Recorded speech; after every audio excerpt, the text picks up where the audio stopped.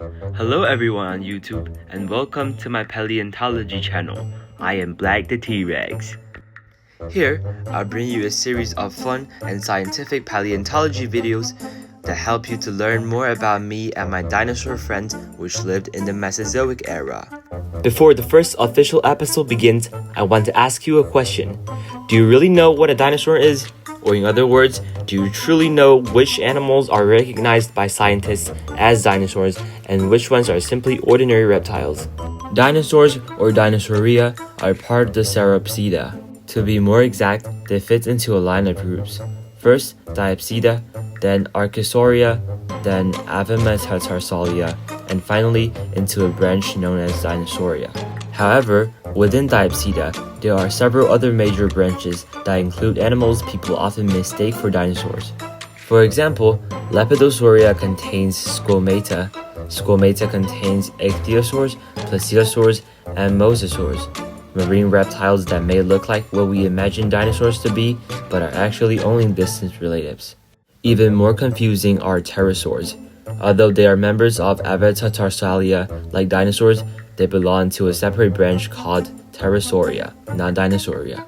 If you still feel confident that you completely understand what dinosaurs are, then try judging whether the answers in the following dialogue are correct. 恐龙在现代生物当中最近的亲戚有哪些？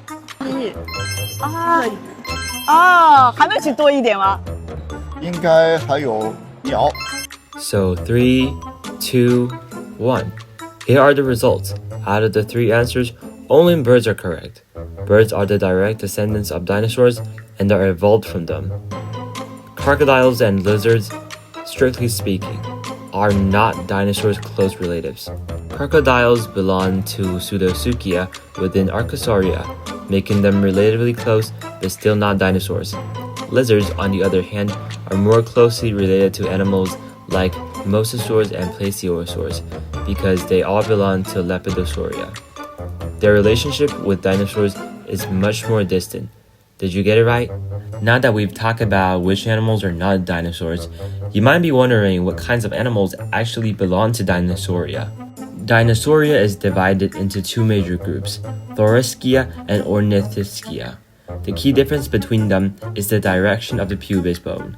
In Thoracica, the pubis points forward and downward, similar to modern lizards, while in Ornithischia, the pubis points backward, similar to modern birds. Thoracica can be further divided into theropods and theropods.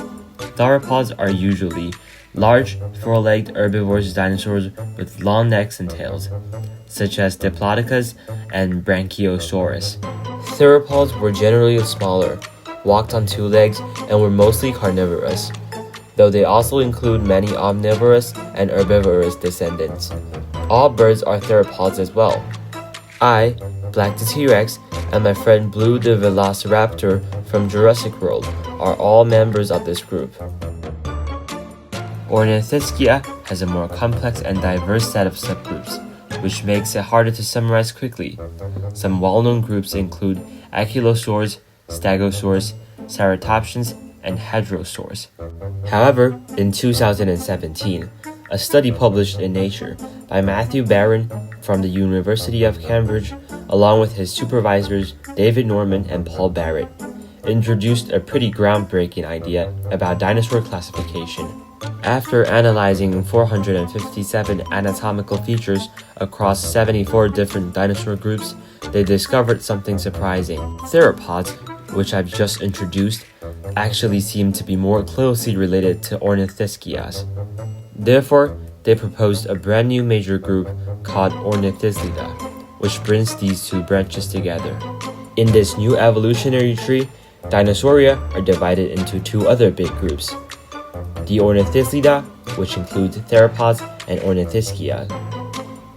Theropodomorpha, which includes theropods and some early dinosaurs like Herrerasaurus.